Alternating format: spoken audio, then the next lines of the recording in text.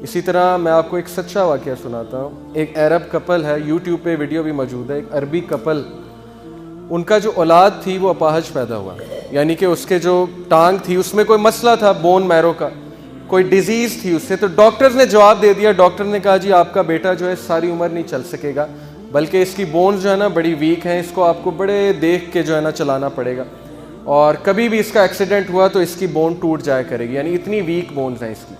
अब शौहर सुनता रहा, मर्द जो है उसे ताकतवर होना चाहिए, औरत थोड़ी सी कमज़ोर होती है, लेकिन मर्द जो है वो अल्लाह ने ज़िम्मेदार इसीलिए बनाया क्योंकि वो ताकतवर है। औरत भी कुछ बहुत ताकतवर होती हैं, बेशक होती हैं, लेकिन मर्द जो है वो देखा जाए कंपैरेटिवली तो मुश्किलात को ज़्यादा फेस कर सकता है। वो सुनता रहा, उसने कुछ नहीं कहा। वापस आया, बाहर बीवी इंतज़ार कर रही थी, बड़ी परेशान थी। कहती क्या कहा डॉक्टर ने, आप मुझे बताएं। उसने कहा अल्हम्दुलिल्लाह कुछ भी नहीं हुआ, अल्लाह ने हमें बेटा दिया, इंशाल्लाह ठीक हो जाएगा, अल्लाह का शुक्र। वो कहता है मेरे ये अल्फाज शायद अल्लाह को इतने पसंद आए, मैं उस वक्त शिकायत भी कर सकता था। 2 साल बाद वो बच्चा चलने फिरने लग गया। बिल्कुल सच्चा वाक़या। 2 साल बाद ऐसे जैसे उसको बीमारी थी ही नहीं, और मेडिकल साइंस हैरान कि ये क्या हुआ है। सिर्फ किस लिए? अच्छे अल्फाज। अल्लाह के सामने जो है उसने अल्लाह को अच्छा गुमान किया अल्लाह के बारे में। 2 बहनें लड़ी आपस में, यासिर काजी ये वाक़या सुनाते हैं। 2 बहनें लड़ी आपस में और बात नहीं कर रही थी। हफ्ता, 2 हफ्ते, साल गुजर गए, ईद पे भी बात नहीं, छोटी सी बात पे लड़ाई हो गई, बस खत्म। बच्चे भी नहीं मिल रहे आपस में, खाला के पास नहीं जा रहे। क्यों नहीं? मेरी वालदा की लड़ाई हुई है, मैंने नहीं जाना। तो उनमें से एक जो है उसको अल्लाह ने हिदायत दी, वो आई शेख के पास, कहती कि मेरी लड़ाई चल रही है बड़े अरसे से, मैं क्या करूं?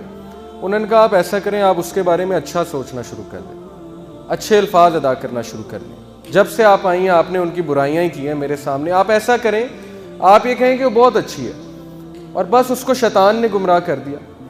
यही बात जो है यूसुफ अलैहिस्सलाम के वालिद ने अपने बच्चों को सिखाई थी ना, कि बेटा शैतान ने गुमराह किया तुम्हारे भाइयों को। भाइयों की तरफ निस्बत नहीं की, कहा कि शैतान ने गुमराह किया तुम्हारे भाइयों को। उन्होंने कहा आप ऐसा करें, आप कहें शैतान ने गुमराह कर दिया, बड़ी अच्छी है, वो देखना आप, मुझे उसे एहसास होगा और वो मुझसे माफ़ी मांगेगी, उसको ज़रूर अपनी गलती का एहसास होगा, आप ये कहना शुरू कर दें। उसको बड़ी हैरानगी हुई, ये कैसी बात कर रहे हैं शेख, कोई प्रैक्टिकल मुझे सोल्यूशन दें। लेकिन बहरहाल उसने कहना शुरू कर दिया, और वो कहती हैं कि हफ्ते बाद उस बहन की मुझे कॉल आई, और हफ्ते बाद उसने मुझसे अपोलोजाइज़ किया, मुझसे माफ़ी मांगी कि बहन मुझसे गलती हो गई थी, मुझे अपनी गलती का रियलाइजेशन हो गया, मुझे माफ़ कर दें। और वो बात ख़त्म हो गई, वहाँ पे दोस्ती हो गई दोनों की। सिर्फ किस वजह से? अच्छे अल्फाज, अच्छा सोचना।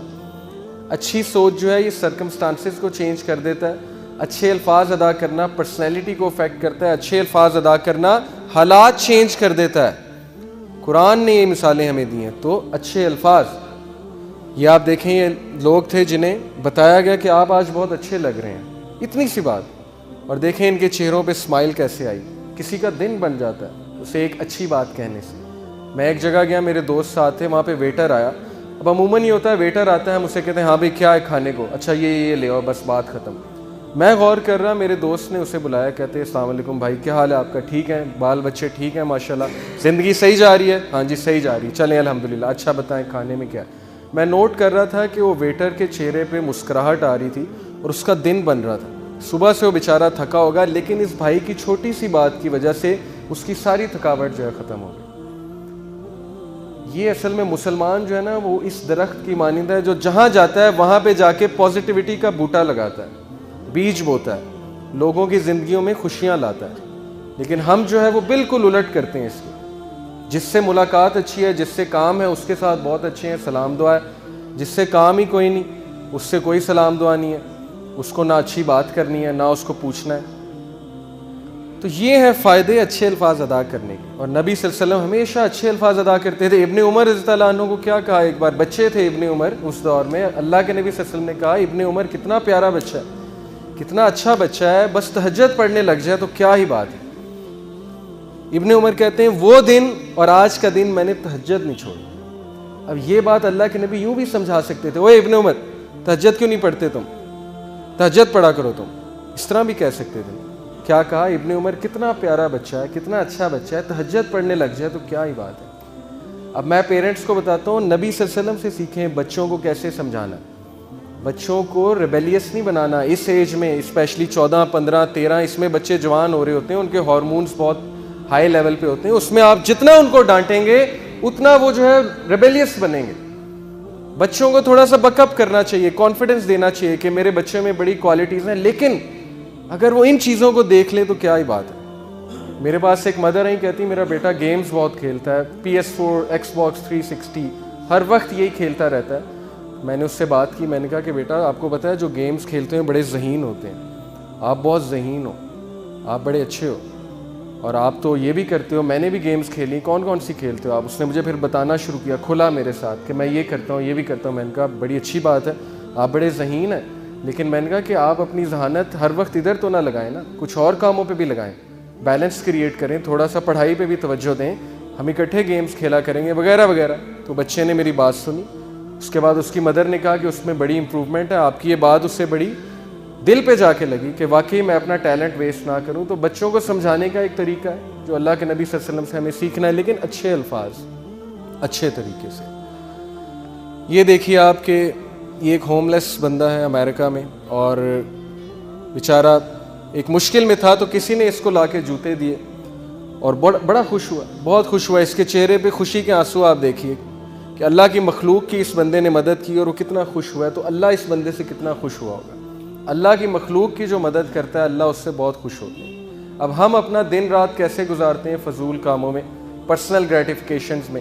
हमने कभी एहसास नहीं किया कि कभी हॉस्पिटल चले जाएं, ऐसे ही चले जाएं, वहाँ जाके मरीज़ों की इयादत करें, उनके चेहरों पे स्माइल लाएं, उनके लिए फल ले जाएं, या कभी किसी गरीब की मदद करें, या कभी किसी सड़क पे चले बंदे से पूछें आप परेशान लग रहे हैं, खैरियत तो है, अल्लाह आपको खुश रखे। अच्छे अल्फाज अदा करें जिससे किसी का दिन बन जाए। और अगर हम किसी का दिन बनाएंगे तो अल्लाह सुब्हानहू व तआला, ये वादा अल्लाह का कि अल्लाह ताला हमें मुश्किल के वक्त में याद रखें, क्योंकि हमने उसकी मखलूक के लिए आसानियाँ पैदा की। ये अल्लाह का वादा है।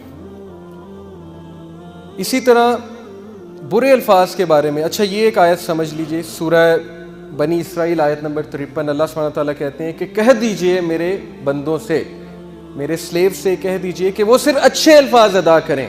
क्यों? बिकॉज शैतान वेरीली सोज डिसएग्रीमेंट्स अमंग देम, क्योंकि शैतान वो इंतज़ार में बैठा हुआ है कि ये कोई बुरी बात करे, ये कोई ऐसी बात करे जिसमें गलत फहमियाँ फैलने के चांसेस, और मैं इसके माइंड में डालूं कि ये देखो तुम्हारे बारे में इसने क्या कहा। अक्सर ऐसे होता है, लोगों के डिफरेंट लेवल्स हैं, यकीन करें गुफ्तगू करने के। हो सकता है आपके लिए कोई चीज़ मजाक इतना ऑफेंसिव ना हो, लेकिन अगले के लिए वो बहुत बड़ा हो, क्योंकि उसका सेंसिटिविटी का लेवल बहुत ज़्यादा है आपसे। आपको उसमें कुछ नज़र ना आ रहा हो, कोई कबाहत ना हो, लेकिन अगले के लिए वो बहुत बड़ी बात हो। इस्लाम तो हर बंदे का जो है वो ख्याल रखता है। तभी अल्लाह ने कहा कि सिर्फ अच्छी बात करो, ऐसी बात करो ना जिससे गलत फहमी फैले, ऐसी बात करो ना जिससे अगले का दिल दुखने का चांस हो। मेरे साथ खुद हुआ है, एक भाई है, मैंने कोई जोक कर दिया, कोई मजाक कर लिया, मेरे लिए वो मजाक नहीं था, मेरे लिए कोई बड़ा मजाक नहीं था, लेकिन 4 महीने वो मुझसे नहीं मिला। मैंने उससे पूछा मुझसे मिले नहीं, बड़े अरसे बाद आए। उसने कहा मुझे आपकी ये बात बहुत नागवार गुजरी। मैंने कहा आप मुझे बताते। उसने कहा कि आपको खुद नहीं समझ। मैंने कहा नहीं, मुझे तो नहीं समझ आई, आपको बताना चाहिए था। लेकिन फिर मुझे आयत याद आई कि अल्लाह ने कहा है कि वैसी बात ही ना करो जिससे गलत फहमियाँ फैलने के बहुत चांसेस हों। अच्छी बात करो, अच्छे अल्फाज अदा करो। क्यों? शैतान बैठा हुआ इंतज़ार में। शैतान को पता है कि अब ये बात करेगा तो मैं उसके माइंड में डालूंगा कि देख ये तेरे बारे में बात है, और इसने तेरे बारे में ये किया है, इसने तेरे बारे में ये कहा है, वो कहा है, ऐसे किया है। इसी तरह रिलेशनशिप्स ख़राब होते हैं। हम अपनी ज़ुबान पे कंट्रोल नहीं करते, हमें पता नहीं हम क्या कहने जा रहे हैं। ये एक फॉर्मूला है जी, think before you speak. Think, T से है इज़ इट ट्रू, क्या ये सच है? एज से इज़ इट हेल्पफुल, क्या ये बात हेल्पफुल है?